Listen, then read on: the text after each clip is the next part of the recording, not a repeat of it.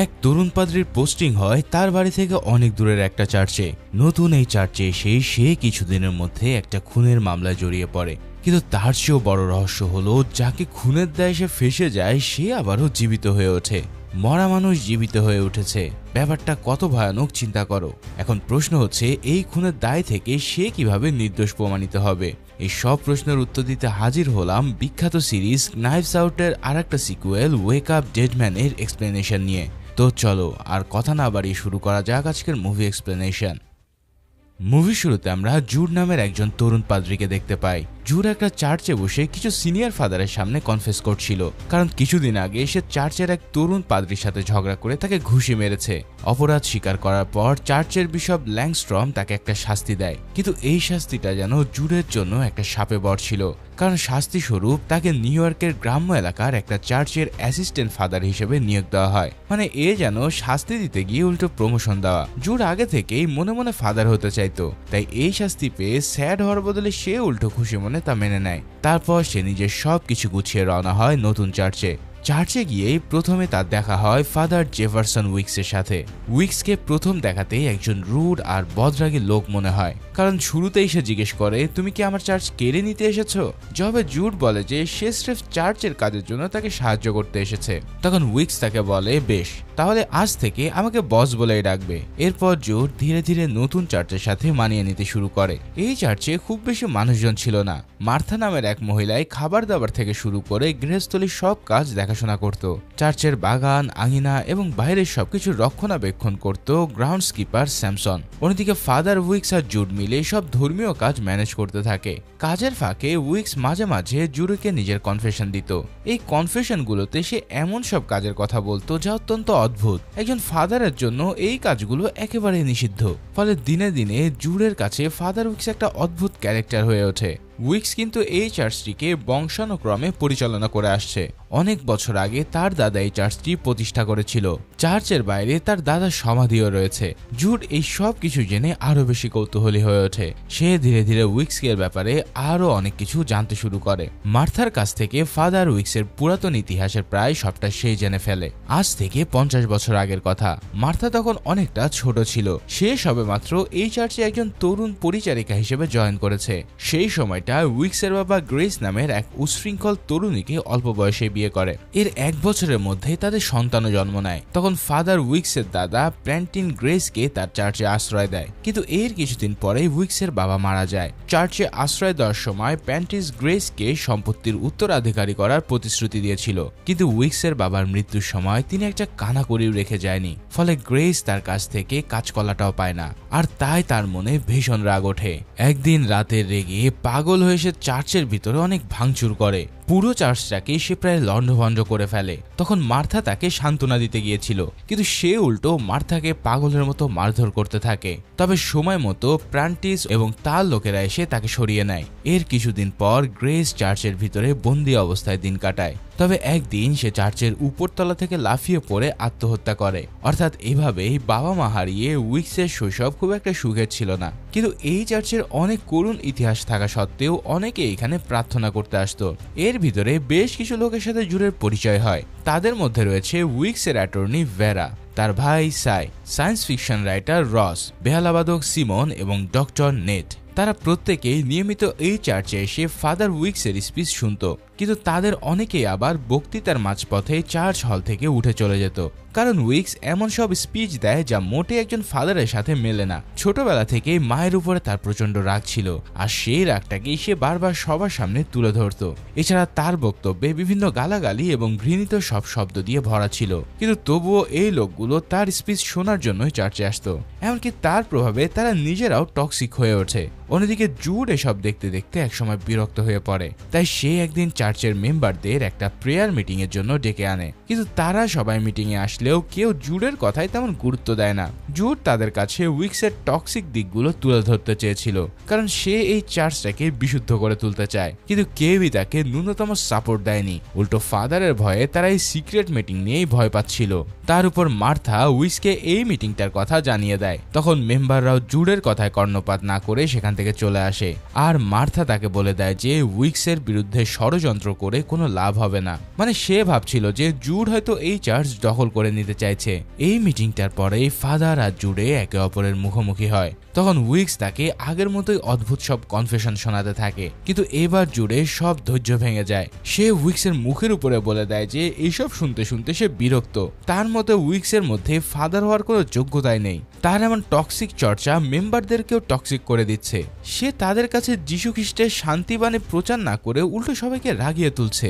এই কথাগুলো শুনে উইক্স হঠাৎ জুডের পেটে একটা ঘুষি মেরে বসে। তারপর সে তাকে মাটিতে ফেলে লাথি মারতে থাকে। তখন জুড মাটি থেকে উঠে উইক্সকে মারার জন্য রেডি হয়। সে চাইলে তখনই তার হাড়গোড় আলাদা করে দিতে পারত, কারণ পাদ্রী হওয়ার আগে জুড ছিল একজন বক্সার। কিন্তু উইক্স তাকে বলে যে সে সবাইকে এই কারণে রাগিয়ে তুলতে চায়, কারণ রেগে গেলে মানুষের মনে অদ্ভুত শক্তি জন্ম নেয়। তখন সে তার আশেপাশে নিষ্ঠুর পৃথিবীর সাথে ফাইট করার সাহস পায়। কিন্তু তার এসব নীতি কথায় একেবারে চিড়ে ভেজে না। জুড তার সামনে শপথ নেয় যে সে তাকে এই চার্চ থেকে বের করেই ছাড়বে। এরপর থেকে উইক্স তাকে আরো বেশি টর্চার করতে থাকে, এমনকি চার্চ মেম্বারদের সামনেও সে তাকে অপমান করতে শুরু করে। ফলে জুডও আরো বেশি হতাশ হয়ে ওঠে।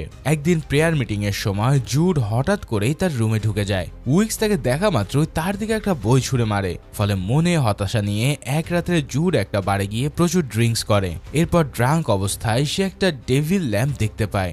এই ল্যাম্পটার উপরে একটা নেকড়ের মুখ লাগানো ছিল, যাকে বলা হয় উলফ টয়। জুড ড্রাঙ্ক অবস্থায় সেই উলফ টয়টাকে ভেঙে ফেলে। তারপর সেই অবস্থাতে সে চার্চে ফিরে আসে। চার্চের বাইরে থেকে সেই উলফ টয়টাকে জানলা দিয়ে ভিতরে ছুলে ফেলে। পরের দিন ফাদার উইক্স যথারীতি সবার সামনে তার স্পিচ দিতে থাকে। অনেকক্ষণ বক্তৃতা দেওয়ার পর সে ক্লান্ত হয়ে দেওয়ালের কুঠুরিতে বিশ্রাম নিতে যায়। তখন তার জায়গায় স্পিচ দিতে আসে জুড। কিন্তু তার স্পিচ শুরু হওয়ার আগেই হঠাৎ কুঠুরির ভিতর থেকে গোংরানি শব্দ আসে। তখন জুড স্টেজ ছেড়ে ফাদার উইক্সকে দেখতে যায়, কিন্তু ততক্ষণে সেখানে পড়েছিল উইক্সের প্রাণহীন শরীর। তার পিঠ থেকে বের হওয়া রক্ত জুডের হাতে লেগে যায়। তারপর বাকিরা এই দৃশ্য দেখে ভয়ে আটকে ওঠে। তখন ডক্টর নেট জুডকে সরে যেতে বলে উইক্সকে দেখতে আসে। এদিকে মার্থা তো রীতিমতো বিলাপ শুরু করে দেয়। সবাই দেখতে পায় যে উইক্সকে কেউ একজন ছুরি মেরে হত্যা করেছে। এখন জুড যে টয়টাকে রাতে চার্চের ভিতরে ছুঁড়ে ফেলেছিল সেই খেলনাটা লাশের পাশে পড়েছিল। এই টয় দেখে মার্থা উইক্সের খুনিকে শয়তানের কাজ বলে চিৎকার করতে থাকে। তবে জুড বুঝে যায় যে কেউ একজন তাকে ফাঁসানোর জন্য ওই লাশের পাশে টয়টা রেখে দিয়েছে। অতঃপর এই খুনটাকে ঘিরে পুলিশের একটা কেস হয়। পুলিশ চিফ জেরাল্ডিন চার্চে উপস্থিত সবাইকে ডেকে জিজ্ঞাসাবাদ করতে থাকে। তবে সবার চেয়ে জুডের উপরেই সন্দেহটা সবচেয়ে বেশি ছিল, কারণ খুনের সময় সে বাদে উইক্সের সাথে একই স্টেজে আর কেউ ছিল না। বাকি সবাই বসেছিল দর্শক সারিতে। কিন্তু প্রশ্ন হচ্ছে উইক্স তো সেই সময় নিজেই সবার সামনে ভাষণ দিচ্ছিল, তাহলে কুঠুরির মধ্যে সে কিভাবে গিয়ে খুন করতে পারে? কিন্তু উইক্সের কাছেও সবার আগে জুডই যায়। এছাড়া তার উপরে জুডের ঘৃণার ব্যাপারটা সবাই জানে। এর উপর উইক্সকে সে হুমকি দিয়েছিল যে সে তাকে দেখে নেবে, আর যেটা সবাই জেনেও যায়, কারণ উঠতি পলিটিশিয়ান শাই তাদের এই কথাগুলো লুকিয়ে রেকর্ড করে নিয়েছিল। কিন্তু মূল সন্দেহ জুডের উপরে আসলেও তার বিরুদ্ধে কোনো প্রমাণ ছিল না। ফলে পুলিশ তাকে অ্যারেস্ট না করে চার্চে ফিরে যেতে দেয়, কিন্তু তাকে শহর থেকে যেন বাইরে বের না হয় তার অর্ডার দেয়। এবার চার্চে ফিরে জুড কান্নায় ভেঙে পড়ে, কারণ সে তো এই খুনটা করেনি। ঠিক তখনই চার্চের দরজা খুলে ভেতরে প্রবেশ করে একজন ব্যক্তি। যারা নাইটস আউট সিরিজের আগের মুভিগুলো দেখেছো তারা তো তাকে খুব ভালো করেই চেনো। এই লোকটাই হলো সেই বিখ্যাত detective Benoit Blanc. Police chief Geraldine তার হাতেই এই কেসের দায়িত্ব তুলে দিয়েছিল। যারা আগের নাইটস আউটের পর্বগুলো দেখোনি তারা আমার ডেসক্রিপশন থেকে দুটো মুভি দেখে আসতে পারো।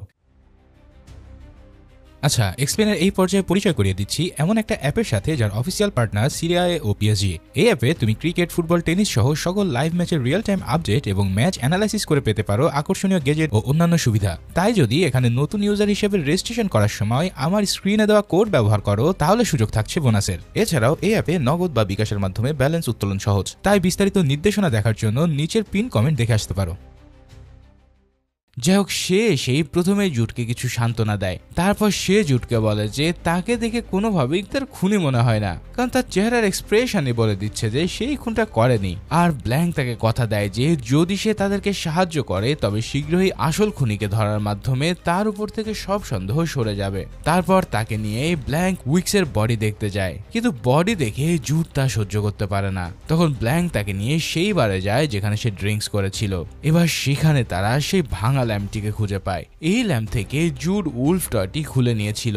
এখন এর চাইতেও বড় প্রশ্ন হলো যে ফাদার উইক্সের পিঠে ছুরিটা বসানো হলো কি করে, কারণ উইক্স তার স্পিচের মাঝে স্টেজের পাশের কুঠুরিতে বিশ্রাম নিচ্ছিল। প্রতিটা চার্চে স্টেজের পাশের দেওয়ালে এমন কুঠুরি থাকে। এই কুঠুরির চারিদিকে রয়েছে কয়েক ফুট পুরু ইটের দেওয়াল। এর পিছনে বা আশেপাশ দিয়ে ঢোকার কোনো রাস্তাও নেই। এখন যদি কেউ ভিতরে ঢুকতে চায় তাহলে স্টেজ দিয়েই তাকে সামনে আসতে হবে। সুতরাং এটা প্রায় নিশ্চিত যে কেউ সশরীরে এসে তাকে হত্যা করেনি, কারণ ভিতরে কেউ থাকলে ফাদারের সাথে তাকে দেখা যেত, আর তখনই এই কেস করার কোনো প্রয়োজনই পড়তো না। ফলে ডিটেকটিভ ব্ল্যাঙ্ক ধরে নেয় যে কুঠুরির ভিতরে হয়তো একটা রিমোট কন্ট্রোল ডিভাইস বসানো ছিল, আর এই ডিভাইসের মাধ্যমেই কেউ ছুরিটাকে নিক্ষেপ করেছে। কিন্তু উইক্সের ডেড বডির সাথে এমন কোনো ডিভাইসও পাওয়া যায়নি, তবে তার বডির পাশ থেকে দুটো লাল সুতো পাওয়া যায়। এখন যদি রিমোট দিয়ে ছুরি চালানো হয় তাহলে বেশ স্ট্রং সিগন্যালই পাঠাতে হবে, কারণ পুরো দেওয়াল ভেদ করে সেই সিগন্যালকে ডিভাইসের কাছে পৌঁছাতে হতো। কাজেই খুনের মেন রহস্য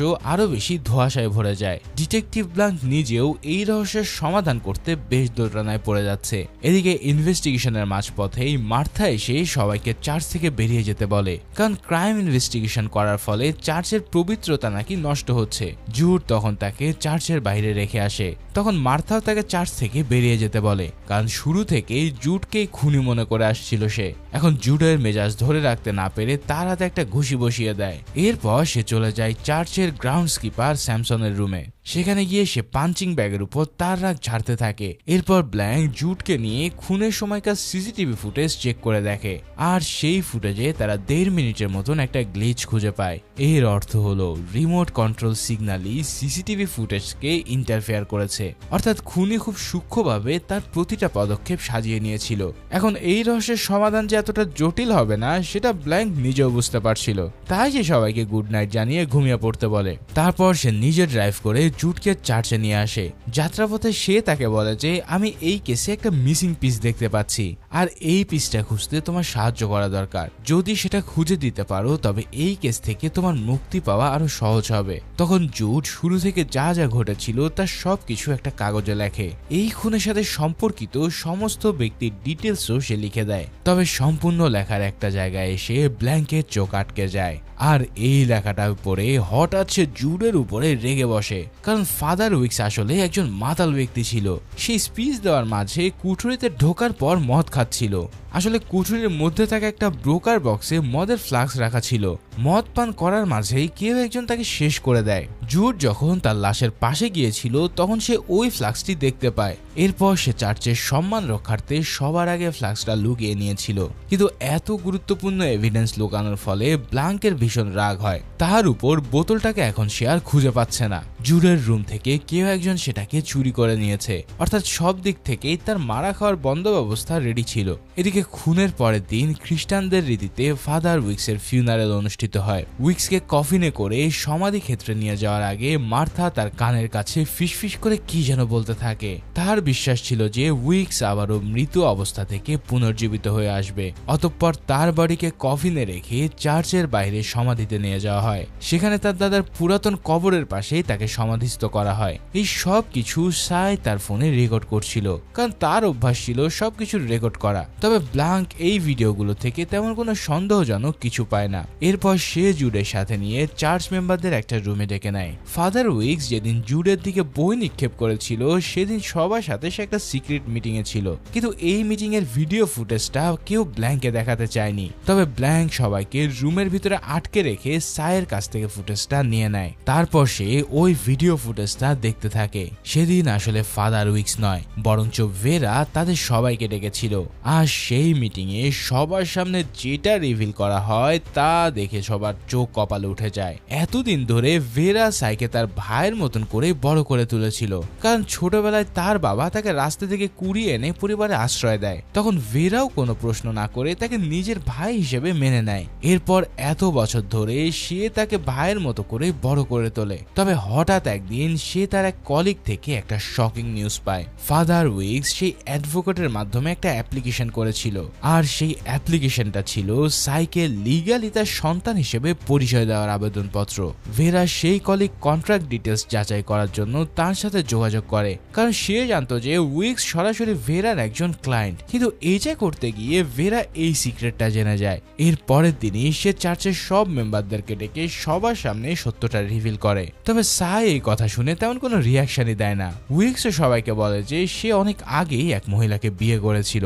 তাদের ছাড়াছাড়ি হয়ে যাওয়ার পর ভেরার বাবা সাইকে দত্তক নেয়। এরপর এত বছর ধরে তারা দুজনে সবার কাছে এই সিক্রেটটা লুকিয়ে রাখে, কিন্তু এখন সাইকে তার ছেলে হিসেবে মেনে নিতে কোনো আপত্তি নেই। অন্যদিকে চার্চ মেম্বাররাও ভেরার কথায় কান না দিয়ে তাকে সাপোর্ট করে, কিন্তু উইকস হঠাৎ উল্টো পথে গিয়ে তাদের সবাইকে হুমকি দিতে থাকে। সে জানায় যে আগামী এক সপ্তাহের মধ্যেই সে এই চার্চটাকে বন্ধ করে দেবে। ভেরা, নেট, লি কিংবা সিমন সহ সবার সব সিক্রেট তার জানা, কারণ তারা প্রায় নিজেদের কথাগুলো তার কাছে কনফেস করত।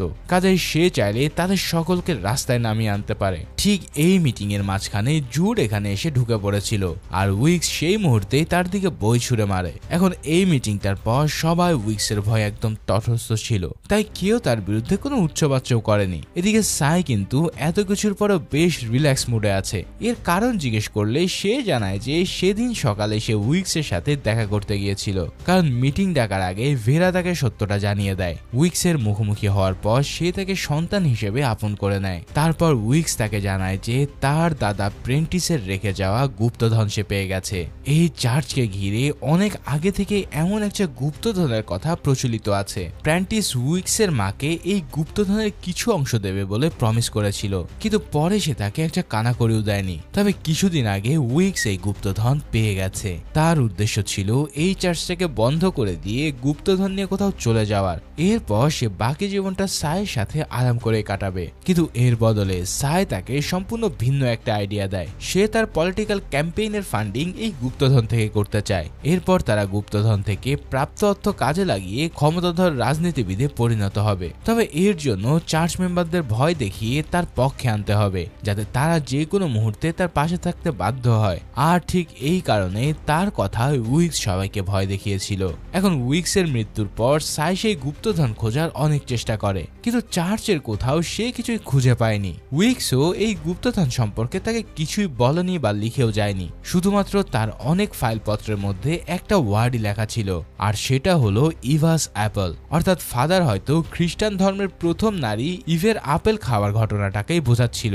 কিন্তু এই দুটো ওয়ার্ড থেকে সাই কোনো ক্লু উদ্ধার করতে পারে না। ফলে সে ব্লাঙ্কে গুপ্তধর উদ্ধারের বিনিময়ে অনেক টাকা পে করার লোভ দেখায়। তাদের কথাবার্তা শেষে সবাই বেরিয়ে গেলে ব্ল্যাঙ্ক জুটকে নিয়ে গুপ্তধন খুঁজতে থাকে, কিন্তু চার্চের সব জায়গায় তন্ন তন্ন করে খুঁজেও তারা কিছুই পায় না। তবে হঠাৎ জুড একটা রিসিপ্ট খুঁজে পায়। এই রিসিপ্টটা ছিল একটা কনস্ট্রাকশন কোম্পানির, যেখান থেকে উইকস মারা যাওয়ার আগে কফিন মেরামত করা সামগ্রী অর্ডার করা হয়েছিল। মানে কেউ একজন আগে থেকেই জানতো যে উইকস মারা যাবে, আর সেটা যে খুনি নিজেই তার বলার অপেক্ষা রাখে না। ব্ল্যাঙ্কের কথায় জুড সেই কনস্ট্রাকশন কোম্পানিতে ফোন করে। তখন ওপাশ থেকে লুইস নামের এক রিসিপশনিস্ট কথা বলতে থাকে। জুড তার কাছে বিস্তারিত জানতে চাইলে লুইস জানায় যে এই তথ্যগুলো জেমস নামের এক এমপ্লয়ের কাছে রয়েছে, আর জেমস সেদিন তার কাছ থেকে ছুটি নিয়েছিল। তখন জুড তাকে অনুরোধ করে জেমসের মোবাইল ফোন নেওয়ার জন্য, কিন্তু লুইস হঠাৎ কাঁদতে কাঁদতে তার অসুস্থ মায়ের জন্য জুডের কাছে প্রার্থনা করতে থাকে, আর জুডও তার কথায় প্রার্থনাতে বসে। এই চক্করে কফিন মেরামতের সামগ্রী কে অর্ডার করেছিল তার নামটাই জানা হয় না। অন্যদিকে প্রার্থনা শেষ করে জুড চার্চে ফিরে যায়, কিন্তু ব্ল্যাঙ্ক তাকে বলে যে তোমার কাজ এখনো শেষ হয়ে যায়নি। এই মিস্ট্রি সলভ না হওয়া পর্যন্ত তোমাকে আমার সঙ্গেই থাকতে হবে। কিন্তু জুড তবুও তার কথা না শুনে চার্চে ফিরে যায়, কারণ ফাদার উইকসের মৃত্যুর পর এই চার্চ এখন তাকেই সামলাতে হবে। জুড চলে গেলে ব্ল্যাঙ্কের সাথে দেখা করতে আসে পুলিশ চিফ জেরাল্ডিন। সে ব্ল্যাঙ্কে বলে যে খুনের সময়কার ফুটেজগুলো সে আবারও ভালোভাবে দেখেছে। উইকস যখন কুঠুরির ভিতরে ছিল তখন জুডি সবার আগে তাকে দেখতে যায়, আর সেখানে সে তার সাথে প্রায় 9 সেকেন্ডের মতন অবস্থান করছিল। একজন খুনির পক্ষে একটা খুন করতে এইটুকু সময় যথেষ্ট। আর জুড হয়তো চার্চের লাইব্রেরি থেকে এমন খুনের পদ্ধতি সম্পর্কে জেনে থাকবে। অর্থাৎ জেরাল্ডিন এখানে জুডকে পুরোপুরি দোষী সাব্যস্ত করে অ্যারেস্ট করার প্রস্তুতি নিচ্ছে। ঠিক এই সময় জুড ছিল চার্চের বাইরের বনের ভিতর। সে উদ্ভ্রান্তের মতন বৃষ্টির মধ্যে এদিক ওদিক ঘুরে বেড়াচ্ছিল। চার্চে ফিরে আসার সময় হঠাৎ উইক্সের সমাধির সামনে এসে সে থমকে যায়। এবার সমাধির বাইরে টর্চ হাতে দাঁড়িয়েছিল গ্রাউন্ডসম্যান স্যামসন। হঠাৎ এবার সে যা দেখতে পায় তাতে তার রক্ত হিম হতে শুরু করে। সে দেখতে পায় উইক্সের সমাধির দরজা ধীরে ধীরে খুলে যাচ্ছে। এরপর যা দেখা যায় তাতে তার হার্ট লাফিয়ে ওঠে। সমাধির ভিতর থেকে হেঁটে বেরিয়ে আসছিল স্বয়ং ফাদার উইক্স। তবে কি মার্থার কথাটাই সত্যি হলো? উইক্স কি সত্যি পুনর্জীবিত হয়ে ফিরে আসলো? এই সব প্রশ্নই জুডের মাথায় ঘুরপাক খেতে থাকে। অন্যদিকে উইক্স ক্রমশ স্যামসনের দিকে এগিয়ে যাচ্ছিল। এরপর হঠাৎ তারা দুজনেই পাশের ঝোপের ভিতরে ঢুকে পড়ে। ফলে জুড তাদেরকে থামানোর জন্য সেদিকে প্রাণপণে দৌড় দেয়। কিন্তু হঠাৎ ভেজা কাদা মাটিতে সে আছাড় খেয়ে বসে। তারপর কেউ একজন এসে তার মুখে প্রচন্ড এক ঘুষি মেরে দেয়। এক ঘুষিতেই সে মুহূর্তেই অজ্ঞান হয়ে পড়ে। এর কিছুক্ষণ পর জ্ঞান ফিরে আসলে জুড তার পাশে স্যামসনের লাশ দেখে আটকে ওঠে। কেউ একজন তাকে ছুরি দিয়ে হত্যা করে ফেলেছে। আর ঘটনাক্রমে ফাদার জুডও এখানে ফেসে যায়। তবে ভয়ের চোটে কেউ আসার আগেই সে সেখান থেকে দৌড়ে পালায়। অন্যদিকে কিছুক্ষণ পর ব্ল্যাঙ্ক আর জেরাল্ডিন বাইরে এসে স্যামসনের লাশ খুঁজে পায়। এছাড়াও উইক্স সমাধিটাকে খোলা অবস্থায় দেখে ফেলে। তখন ব্ল্যাঙ্ক তার ভিতরে গিয়ে দেখে উইক্সের কফিন পুরোপুরি খালি, আর অন্য কফিনে তার দাদার পুরাতন কঙ্কাল রাখা ছিল। অন্যদিকে মার্থা এসে এই দৃশ্য দেখে ভেবে নেয় যে উইক্স সত্যি পুনর্জীবিত হয়ে উঠেছে। তৎক্ষণাৎ সে চার্চে সব মেম্বারকে ফোন করে ব্যাপারটা জানিয়ে দেয়। তখন সবাই নিজের চোখে মিরাকেল দেখার জন্য চার্চের উদ্দেশ্যে রওনা হয়। এদিকে জুড বনের ভিতরে দৌড়ে একসময় হাঁপিয়ে ওঠে। তার মনে হচ্ছিল যে ফাদার উইক্স বুঝি ভূত হয়ে তার পিছু তাড়া করবে। এরই মধ্যে হঠাৎ তার পকেটে ফোনটা বেজে ওঠে। ফোনে সেই কনস্ট্রাকশন কর্মী লুইস তাকে জানায় যে ফিউনারালের সব সামগ্রী অর্ডার করেছিল স্বয়ং উইক্স নিজেই। তাহলে সে কি আগে থেকে তার মৃত্যুর পূর্বাভাস পেয়েছিল? মানে এই পর্যায়ে এসে এই কেসটা আরো বেশি জটিল হয়ে যায়। এদিকে স্যামসনের পাশে পড়ে থাকা কোদাল আর টর্চে জুডেরই হাতের ছাপ পাওয়া যায়। ফলে তার উপরে সন্দেহ আরো বেশি গুরুতর হয়ে ওঠে। জেরাল্ডিন তখনই তাকে গ্রেফতার করার জন্য রেডি হয়। তবে জুড নিজে পুলিশের হাতে নিজেকে ধরা দিতে আসছিল, কারণ তার নিজেরও মনে হচ্ছিল যে সে হয়তো অবচেতন মনেই স্যামসনকে খুন করে ফেলেছে। কিন্তু পুলিশ স্টেশনে ঢোকার পরে ব্ল্যাঙ্ক তাকে চুপিসারে সেখান থেকে বের করে নিয়ে আসে। এরপর তাকে গাড়িতে বসিয়ে সে ডক্টর নেটের বাড়ির উদ্দেশ্যে রওনা দেয়। মানে ব্ল্যাঙ্ক এমন কিছু আজ করতে পেরেছিল যা অন্যরা কেউই জানে না। কিন্তু নেটের বাড়িতে গিয়ে তারা দেখে যে বাড়ির করিডোর লন্ডভন্ড হয়ে গেছে। তার উপরে বেসমেন্ট থেকে তীব্র দুর্গন্ধ ভেসে আসছিল।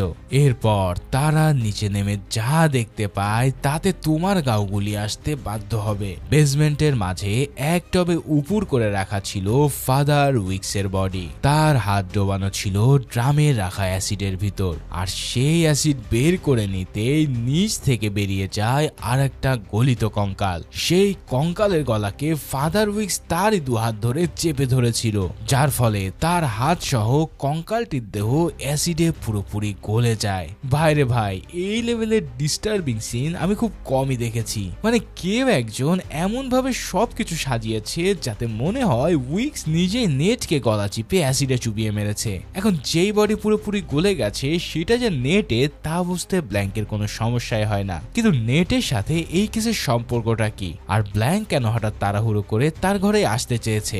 এই প্রশ্নগুলোর মাঝে লুকিয়ে আছে অদ্ভুত এই হত্যার রহস্যের সমাধান, আর সেটা তোমরা একটু পরেই জানতে পারবে। এদিকে জুড কিন্তু তখনও নিজেকে স্যামসনের খুনি ভাবছিল, তাই সে এবার সরাসরি পুলিশের কাছে গিয়ে নিজেকে স্যারেন্ডার করে দেয়। তারপর জেরাল্ডিন তাকে চার্চের ভিতরে দাঁড়িয়েই অপরাধ কনফেস করতে বলে, আর জুডও নিজের কনফেশন বলতে শুরু করে। কিন্তু হঠাৎ তার কথার মাঝখানে ব্ল্যাঙ্ক চার্চে রাখা অর্গানটি বাজায়। ফলে সবাই আটকে উঠলে জুড তার কনফেশন থামিয়ে দেয়। এরপর জেরাল্ডিনের কথায় সে আবার কনফেশন শুরু করতে যায়, কিন্তু ব্ল্যাঙ্ক এবারও সরাসরি চার্চের স্টেজে উঠে পড়ে। এরপর ফাদারের জায়গায় দাঁড়িয়ে সে বলে, অনেক হয়েছে, এবার এই রহস্যের জাল ছিঁড়ে ফেলতেই হবে। এরপর সে ধীরে ধীরে তার স্বভাবসুলভ গোয়েন্দা স্টাইলে রহস্য জট খুলতে শুরু করে। সে জানায় ফাদার উইক্স খুনের দিন বিশ্রাম নেওয়ার জন্য দেওয়ালের কুঠুরিতে ঢুকেছিল, এমনটা তোমরা আগেই জেনেছ।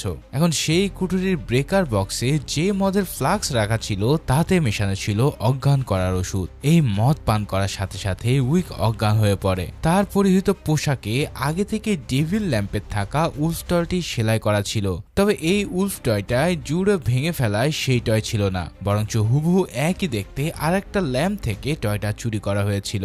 আর এই ব্যাপারটা ব্লাঙ্ক তখন খেয়াল করে যখন সে বারের ছবি দেখছিল। ছবিতে এমন একটা ল্যাম্প ছিল যার উপরের অংশে সেই টয়টা মিসিং। তখনই এই টয়টাই ফাদারের কাপড়ের উপরে সেলাই করে দিয়েছিল।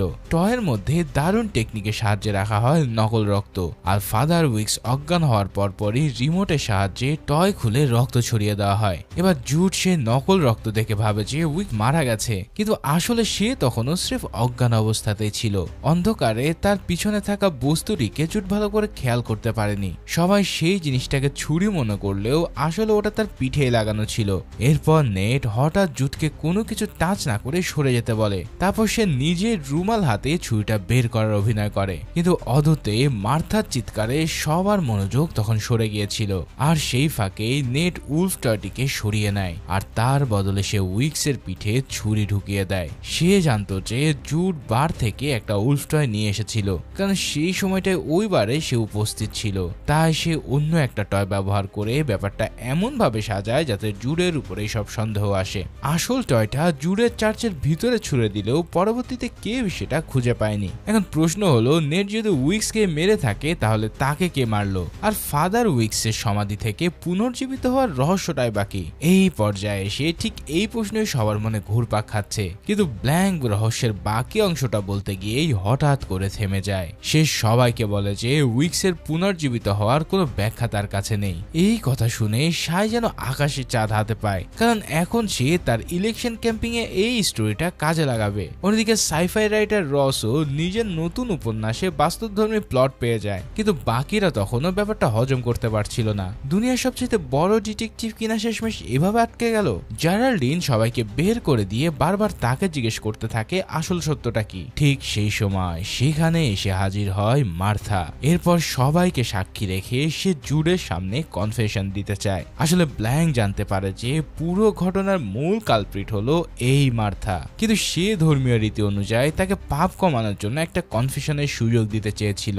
সে চেয়েছিল যে মার্থা নিজ থেকে তার অপরাধকে কনফেস করুক, আর এবার মার্থাও জুডকে প্রিস্ট হিসেবে মেনে নিয়ে কনফেশন দিতে থাকে। এবার সে বলতে শুরু করে কিভাবে তার ব্রেনের খেলায় সে এই কাণ্ড ঘটিয়েছে এবং এর আসল উদ্দেশ্যই বা কেন ছিল। সে বলতে থাকে উইক্সের দাদা প্রেন্টিসের কাছে কিন্তু আসলেই গুপ্তধন ছিল, আর সেটা হলো বহু মূল্যবান একটা ডায়মন্ড। কিন্তু প্রেন্টিস এই ডায়মন্ডটিকে কারো হাতে দিতে চায়নি, ফলে একদিন সে মার্থার সামনেই রীতিমতো ডায়মন্ডটাকে গিলে নেয়। খ্রিস্টান ধর্মের প্রথম নারী ইভ যেভাবে আপেল গিলে খেয়েছিল, প্রেন্টিসও ঠিক একইভাবে ডায়মন্ড গিলে ফেলে। আর এই কারণে উইক্সের সব নোটে ইভাস আপেল লেখা ছিল।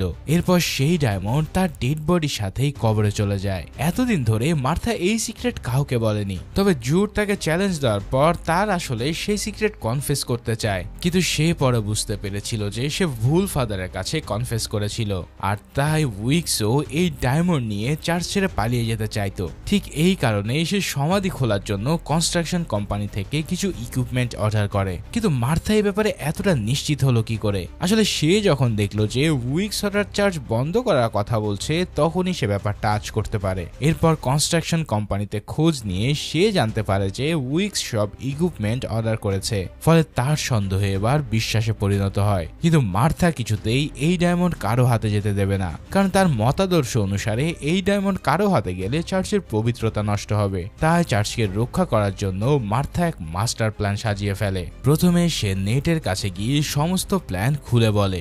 নেট ও চার্চকে রক্ষা করার জন্য তার কথায় রাজি হয়, ফলে পুরো প্ল্যানটাতে জুডকে ফাঁসিয়ে তাকে বলি দেওয়ার সিদ্ধান্ত নেয় মার্থা। এরপর উইক্সকে কিভাবে খুন করা হয়েছিল তা তো তোমরা জানোই। এখন উইক্স মারা যাওয়ার পর তার লাশ লুকিয়ে ফেলা হয়, আর তার জায়গায় এই কফিনে শুয়ে সমাধি ক্ষেত্রে যায় স্যামসন। অর্থাৎ এই পুরো প্ল্যানে নেটের সাথে স্যামসনও জড়িয়ে ছিল। মূলত মার্থার প্ল্যান ছিল যে সে উইক্সের পুনর্জন্মের একটা কাহিনী রটিয়ে দেবে, ফলে চার্চের সুনাম চারিদিকে আরো ছড়িয়ে পড়বে। এই কারণে স্যামসন উইক্সের কফিনে হুবহু তার বেশি শুয়ে পড়ে। তারপর তাকে সমাধি ক্ষেত্রে প্রিন্টাসের পাশেই রাখা হয়। এবার রাত হলেই স্যামসন প্রিন্টিসের কঙ্কাল থেকে ডায়মন্ডটা তুলে নেয়। এরপর সে সমাধির দরজা ভেঙে বাইরে বেরিয়ে আসে। তার জন্য বাতি নিয়ে বাইরে অপেক্ষা করছিল নেট, অর্থাৎ যে ব্যক্তিকে জুড সেদিন স্যামসন ভেবেছিল সেটা আসলে ছিল নেট, আর যাকে সে উইক্স ভেবেছিল সেটা হলো স্যামসন। এখন মার্থার প্ল্যান তো প্রায় ঠিকঠাকই কাজ করছিল, কিন্তু জুডের উপস্থিতিতে সবকিছুই প্রায় ভেস্তে দেয়। ফলে সে কাছে আসা মাত্রই স্যামসন আর নেট আড়ালে লুকিয়ে পড়ে। তারপর জুড সেখানে আসতেই স্যামসন তাকে মেরে অজ্ঞান করে দেয়। কিন্তু ঠিক তারপরেই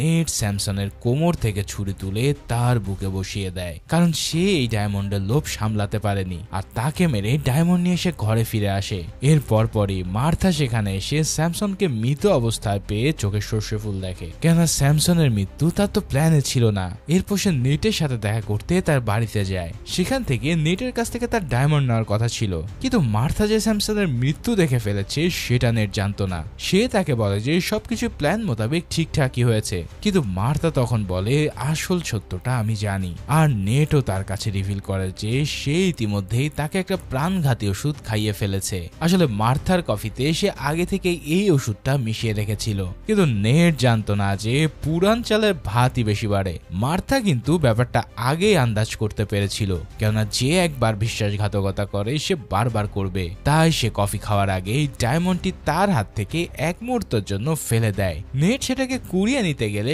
সে মগ দুটোকে পাল্টাপাল্টি করে ফেলে, ফলে তার সামনে সেই প্রাণঘাতী ওষুধটা আসলে নেট নিজেই খেয়েছিল। আর তারপর পরেই স্বাভাবিকভাবে 10 মিনিটের মধ্যেই তার মৃত্যু হয়। মৃত্যুর পর মার্থা তাকে টবের মধ্যে এনে শুইয়ে দেয়। এরপর তার লাশের গলায় উইক্সের হাত এমন ভাবে রাখে যাতে মনে হয় উইক্স তার গলা চেপে ধরেছে। ভাইরে ভাই, কি আর বলবো, এই লেভেলের ঘুরানো পেঁচানো কাহিনী এর আগে তোমরা কোন মুভিতে দেখেছো তা অবশ্যই কমেন্টস করে জানিও। এখন তারপর ঠিক কি কি ঘটেছে তা তো তোমরা ইতিমধ্যেই জানো। ব্ল্যাঙ্ক কিন্তু এই সব কিছু আগেও জানতো, তাই সে মার্থাকে নিজ থেকেই কনফেশন করার সুযোগ দেয়। তো সব কিছু স্বীকার করার পর মার্থা হঠাৎ চার্চের ফ্লোরে ঢলে পড়ে। ব্ল্যাঙ্ক তার ঠোঁটের কাঁপুনি দেখে আগে ব্যাপারটা টের পেয়েছিল। কনফেস করার আগে নেটের পান করা সেই প্রাণঘাতী ওষুধ মার্থা নিচেও খেয়ে নিয়েছিল। জুড আর ব্ল্যাঙ্কের সামনে কনফিউশন শেষ করার পরেই সে মারা যায়। মৃত্যুর আগে সে সবার কাছে ক্ষমা চেয়ে নেয়, আর মৃত্যুর এক মুহূর্ত পর হঠাৎ তার হাত থেকে ডায়মন্ডটা পড়ে যায়। অর্থাৎ মার্থা এই ডায়মন্ডটা তার কাছেই রেখে দিয়েছিল। এখন এই $80 মিলিয়ন ডায়মন্ড দেখে যে কারোর মনে লোভ হওয়াটা স্বাভাবিক, কিন্তু ব্ল্যাঙ্ক তার দিকে চোখ পর্যন্ত না দিয়ে চার্চ থেকে বেরিয়ে যায়। আর সেই গুপ্তধনরূপী ডায়মন্ডটি থেকে যায় চার্চের ভবিষ্যৎ ফাদার জুডের কাছে। এরপর প্রায় 1 বছর ধরে এই চার্চটি বন্ধ থাকে। তারপর জুড ধীরে ধীরে চার্চ ওপেন করে। চার্চের মেম্বাররা ততদিনে যে যার মতন করে নিজেদের গুছিয়ে নিয়েছে, কিন্তু সাই এখনো সেই ডায়মন্ডের খোঁজে জুডের পিছনে পড়ে আছে। তবে জুড আর ব্ল্যাঙ্ক কেউই তাকে ডায়মন্ডটা ফিরিয়ে দেয়নি, কারণ এই ডায়মন্ডটা অদতেই চার্চেরই সম্পত্তি। তবুও সাই লিগ্যাল নোটিশ পাঠিয়ে পুরো টিম নিয়ে তন্ন তন্ন করে চার্চ খুঁজে দেখে, কিন্তু তাতে ডায়মন্ডের ডগ খুঁজে না পেয়ে সে ব্ল্যাঙ্ক আর জুডকে হুমকি দিয়ে চলে যায়। অতঃপর বিশপ লং স্ট্রিমও চার্চ ওপেন করার অনুমতি দেয়। ফাইনালি এই মারাত্মক মিস্ট্রি সলভ করে ব্ল্যাঙ্ক ও জুডের কাছ থেকে বিদায় নেয়। আর শেষ মুহূর্তে আমরা জানতে পারি যে জুড সেই ডায়মন্ডটিকে চার্চের বিশাল ক্রসের ভিতরে রেখে দিয়েছে। আর ঠিক এই সারপ্রাইজের মধ্যে দিয়ে এই অসাধারণ মুভিটা এখানেই শেষ হয়। তো ভিডিওটা ভালো লেগে থাকলে অবশ্যই লাইক, কমেন্টস ও সাবস্ক্রাইব করো। দেখা হচ্ছে পরের কোনো থ্রিলার মুভিতে। সেই পর্যন্ত আল্লাহ হাফেজ।